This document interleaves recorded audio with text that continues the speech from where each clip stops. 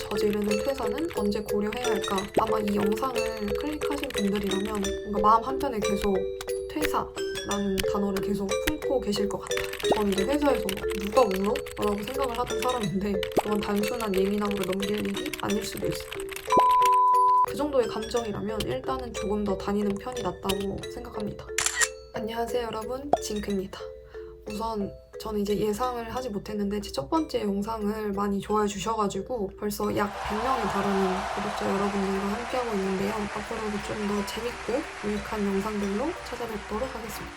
우선 제 뒷 배경이 첫 번째 영상과는 조금 다른데 제가 주말 동안 일이 있어서 본가에 잠깐 내려와 있어가지고 지금 목소리가 조금 낮은 이유는 밖에 부모님이 계시기 때문에 텐션이 낮은 게 아니라 조금 조용히 말을 하고 있다는 걸 알아주셨으면 좋겠습니다. 제가 댓글을 좀 읽었는데 확실히 1인 기업으로 넘어가는 그 과정, 그 이제 첫 관문이 이제 퇴사잖아요. 퇴사에 대해서 아직까지도 좀 막연하게 생각하고 계시는 분들이 많을 거라고 생각을 해서 오늘은 좀 퇴사를 주제로 영상을 찍어보려고 합니다.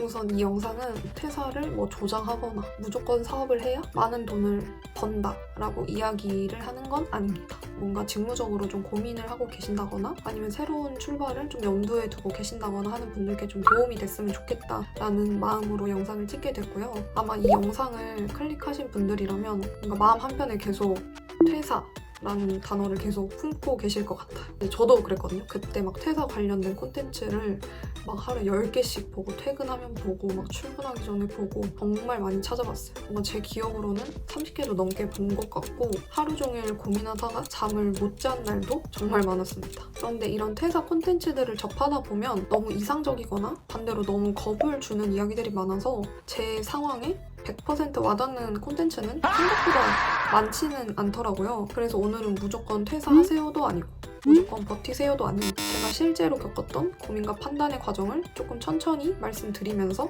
제가 어떻게 결정을 했는지를 설명해 드리려고 합니다. 이제 입사하기 전에는 이제 5년 정도 예술경영이라는 전공을 하면서 이제 PM과 기획 업무에 이제 굉장히 이제 몰입을 해왔었습니다. 그래서 저한테는 이제 이 일을 좋아한다는 확신도 분명히 있었고 또 어느 정도는 잘할 수 있겠다는 믿음도 있었어요. 그런데 막상 회사에 들어가고 나니까 뭔가 그토록 좋아하고 잘하던 일이 어느 순간 너무 어렵고 무겁게 느껴지는 거예요.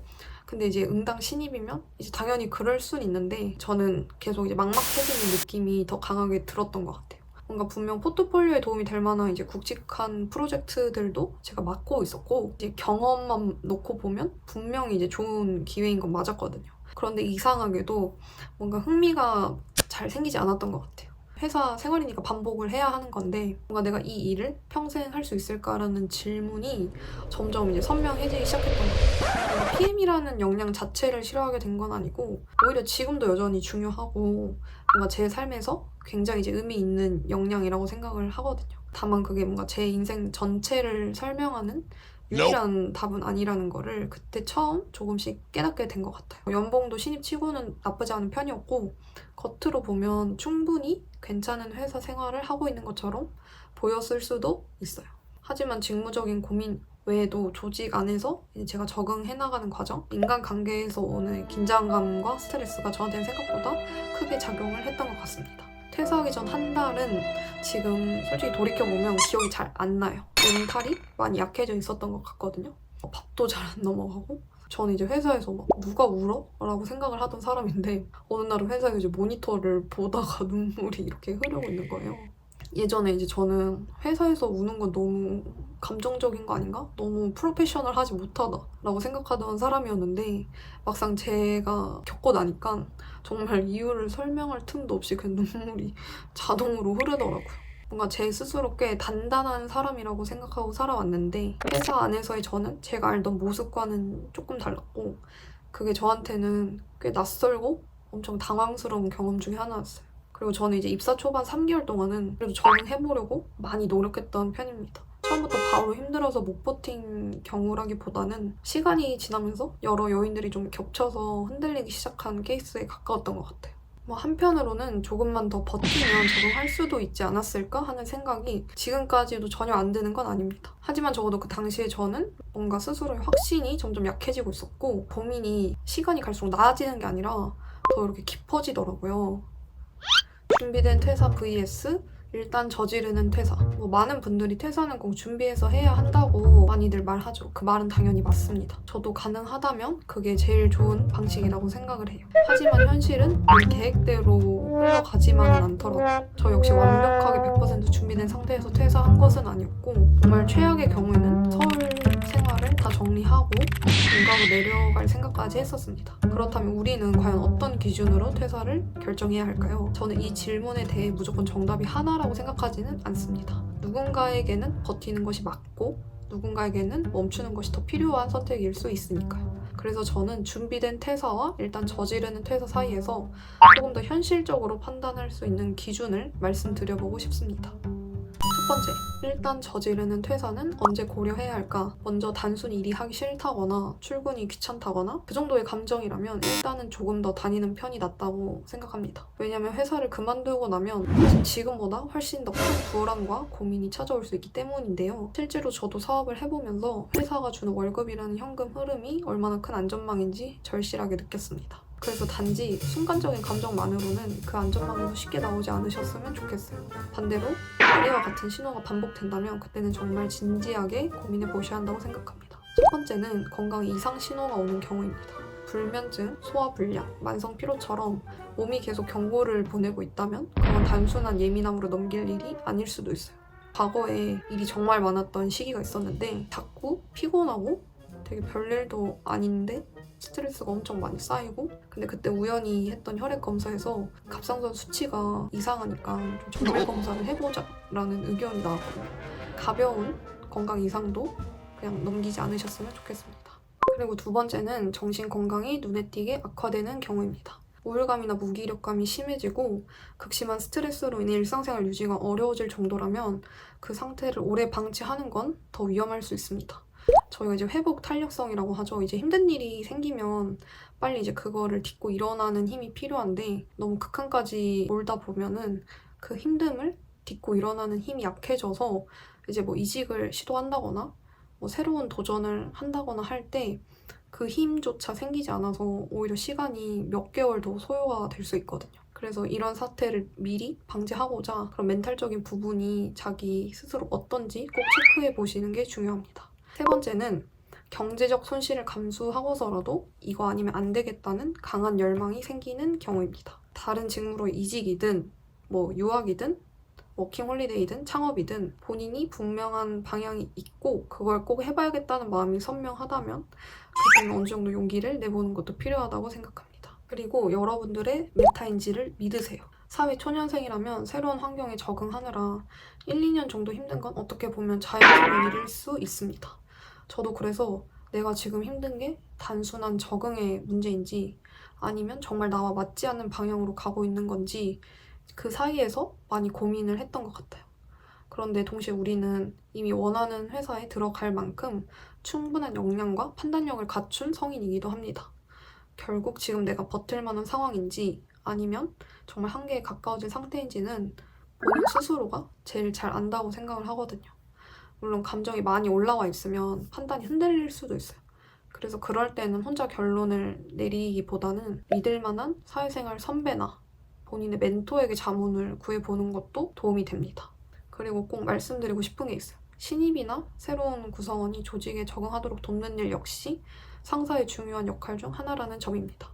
내가 유난히 약해서 적응을 못하는 건지 아니면 정말 회사 내 환경이 나를 계속 소모시키고 있는 건지 이 부분은 조금 냉정하게 바라볼 줄 알아야 된다고 생각합니다. 이제 다음은 뻔하지만 뻔하지 않은 실패 없는 퇴사를 위한 체크리스트인데요. 그렇다면 우리는 후회 없는 퇴사를 위해서 과연 무엇을 준비해야 할까요? 우선 첫 번째, 경제적 상황 확인입니다. 최소한 3개월에서 6개월 정도의 생활비는 확보해 두는 게 좋다고 생각을 합니다. 퇴사 후에도 어느 정도 예상되는 수입원이 있다면 마음이 훨씬 덜 흔들릴 수도 있습니다. 그리고 두 번째는 건강보험 및 국민연금인데요. 이런 행정적인 부분은 막상 퇴사하고 나면 챙기기도 어렵고 좀 더 정신없게 느껴질 수 있어요. 그래서 건강보험 지역가입 전환이나 국민연금 납부 방식 같은 건 미리 확인해 두는 게 좋습니다. 세 번째는 네트워크입니다.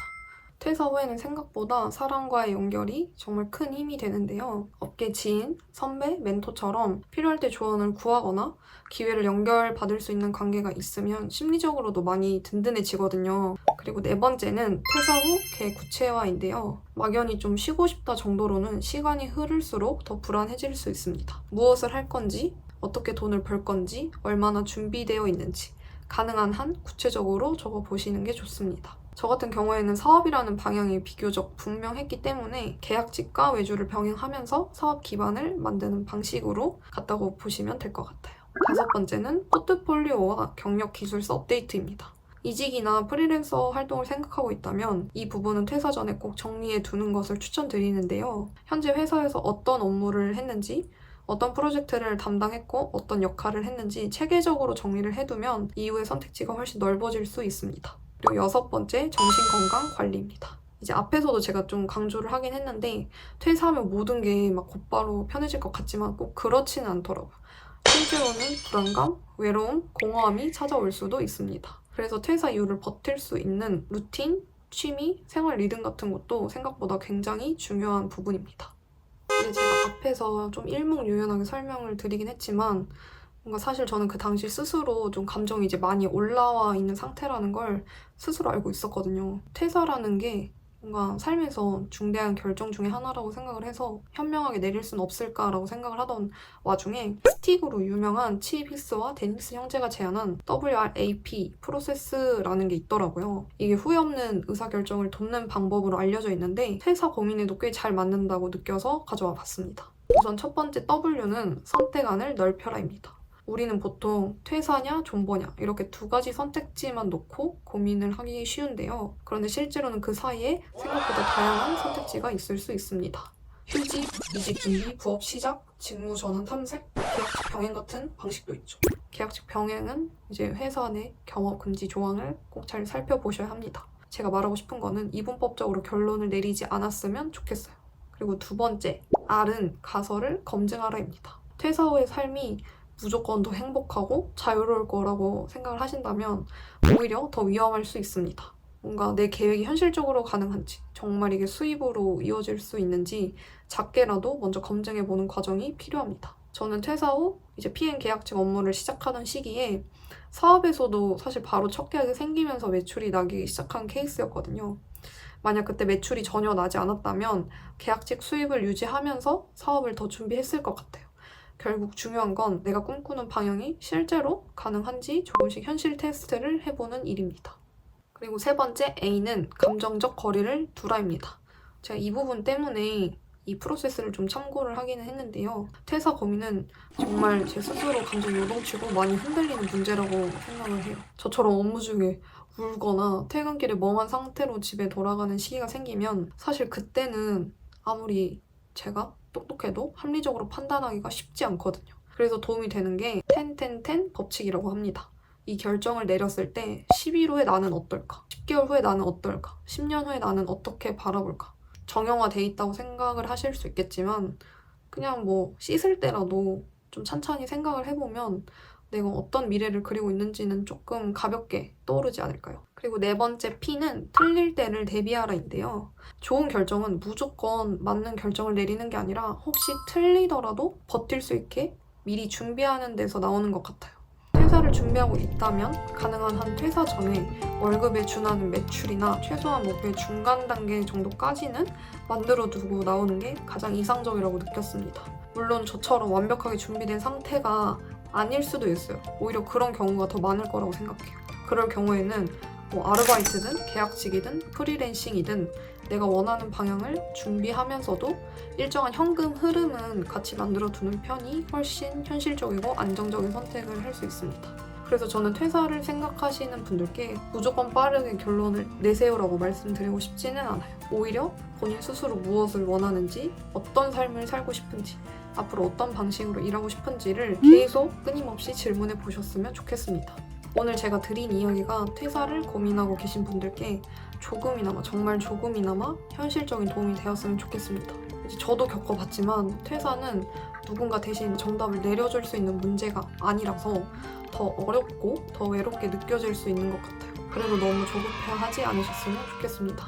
이제 버티는 선택도 용기고 멈추는 선택도 용기라고 생각을 해요. 중요한 건 남의 기준이 아니라 내 상태와 내 방향을 기준으로 판단하는 일인 것 같습니다.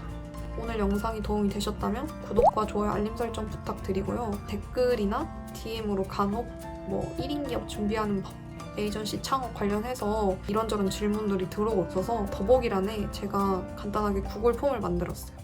거기 이제 이메일 남겨주시면 이제 향후에 뉴스레터나 컨설팅, 커뮤니티 등 다양한 세션들을 좀 열어볼까 생각 중입니다. 이제 다음 영상에서는 제가 퇴사 후에 서울에서 주거비를 2배 아끼면서 한남대와 남산대 아파트를 동시에 잡았던 청약 당첨 썰도 함께 풀어보려고 합니다. 궁금하신 분들은 댓글 남겨주세요. 감사합니다.